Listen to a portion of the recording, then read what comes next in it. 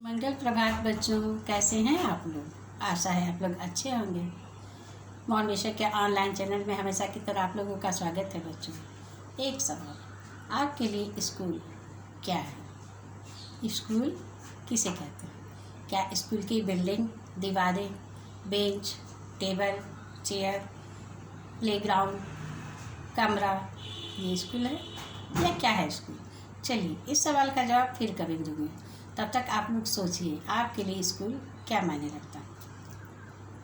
मेरे नज़र में तो जो पेड़ के नीचे बैठकर के पढ़ लिख करके विद्वान बन जाए, उसके लिए तो भाई जहाँ पर विद्या प्राप्त किया जा सके वो स्कूल है। क्योंकि विद्यालय का बड़ा होना नहीं मायने नहीं रखता है। आपका विद्यालय कितना बड़ा है, कितने विशाल विशाल कैमरे हैं, वो मायने नहीं रखता है। मतलब रखता है कि कौन सी बात रखती है? योग्य शिक्षकों का होना।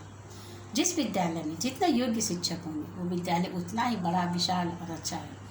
तभी तो हम लोग कहते हैं APJ अब्दुल कलाम साधारण से स्कूल में पढ़े, और हमारे जो इसरो के वैज्ञानिक के शिवम जो बहुत बड़े वैज्ञानिक बहुत साधारण से स्कूल में पढ़े, सरकारी स्कूल में पढ़े, बहुत गरीब में पढ़े। लेकिन कहा जाता है ना, जो प्रतिभा होती है वो किसी के रोके रुकती नहीं है। और जिसे पढ़ने की इच्छा ना हो, उसे आप सारी सुविधाएं दे करके देख लो, नहीं पढ़ना तो नहीं पढ़ेगा। इसलिए पढ़ने के लिए कभी किसी को मजबूर नहीं किया जा सकता। पढ़ाई तो अपने दिल की बात है। अब मुझे तो पढ़ना बहुत अच्छा लगता है, पढ़ना भी और पढ़ाना भी मुझे बहुत बहुत बहुत अच्छा लगता है। इससे अच्छा दुनिया में कोई काम नहीं लगता। आपकी मर्जी। जैसे कि कहावत है ना कि आप घोड़े को पकड़ करके नदी के तक ले जा सकते हो, पर उसे पानी पीने के लिए मजबूर नहीं कर सकते। वही हाल है। तो आपके लिए स्कूल क्या है, आप सोचिए। स्कूल आपके घर तक आ गया है और उसके बावजूद आप नहीं पढ़ोगे, भगवान मालिक है। चलिए, हम लोग सब ये देव कवि के पहला सवैया मैंने आप लोगों को पढ़ा दिया। कवित्व मैंने पहले कहा है। पेंसिल हाथ में रखिए, बहुत कठिन कठिन शब्द है इसमें जो है कवित्व में है बसंत ऋतु का वर्णन। कवि देव ने पारंपरिक बसंत ऋतु के वर्णन से अलग किया है। प्राय सारे कवि बसंत ऋतु को एक युवा के रूप में प्रदर्शित करते हैं, लेकिन कवि देव ने इसे एक नवजात शिशु के रूप में प्रस्तुत किया।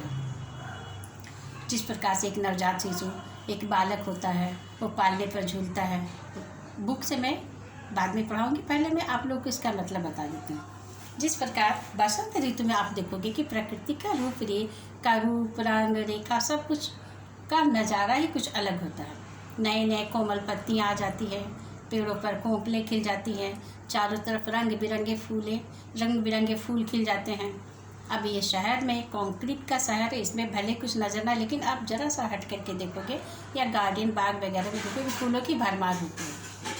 तो कवि कहता है कि बसंत एक शिशु है, नवजात शिशु है, और नए पत्ते, पेड़ पर जो नए नए कोमल पत्ते हैं, उस पेड़ की डाली उस बसंत रूपी शिशु का झूला है। नई नई कोमल पत्तियाँ उस झूले का बिछौना है, और रंग बिरंगे जो फूल खिले हुए हैं वो बसंत रूपी शिशु का झिंगुला मतलब घेरदार फूलों वाला ये वस्त्र है। छोटे बच्चे को डॉल की तरह उसको पहना दो तो बहुत सुंदर लगता है, उस तरह का है। और पवन झुलावे के पवन हवा का झोंका जब आता है तो पेड़ की डालियाँ हिलने लगती है। तो कवि कह रहा है कि पवन हवा के झोंके उसकी पेड़ों की डाली को हिलाता है, तब ऐसा लगता है इसे हवा के झोंके उस बालक बसंत रूपी शिशु को झूला रहे हैं। पवन झुलावे केकी कीर बतरावे। केकी मतलब मोर, केका मतलब मोर, और केकी मतलब मोरनी, कीर मतलब तोता।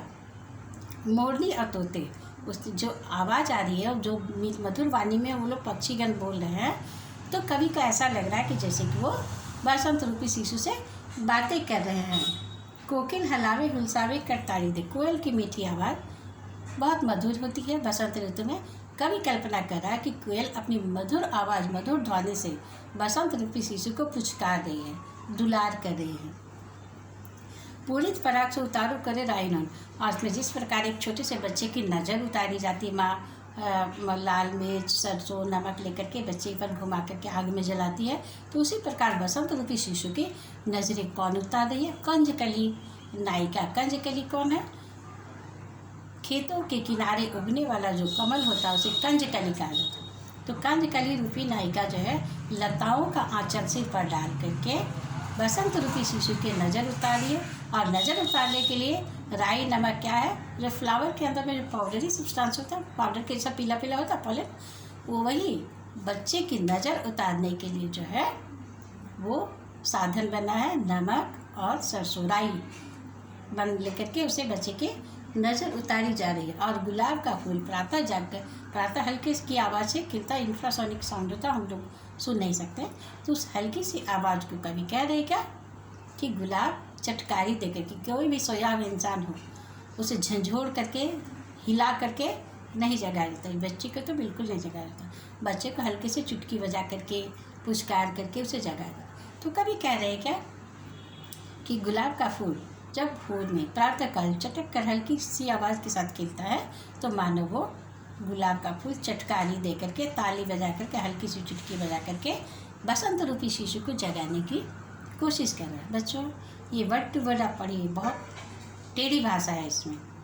डार धूम पन्ना बिछौना नव पल्लव के, सुमन झिंगुला सोहेतन छवि भारी दे, थोड़ी सी कठिन है, लेकिन अगर आप ठीक से समझोगे तो आसान हो जाएगा। तो चलिए आज का आपका होमवर्क है रीड चैप्टर 3 सवैया एंड कविता। तब तक के लिए खुश रहिए।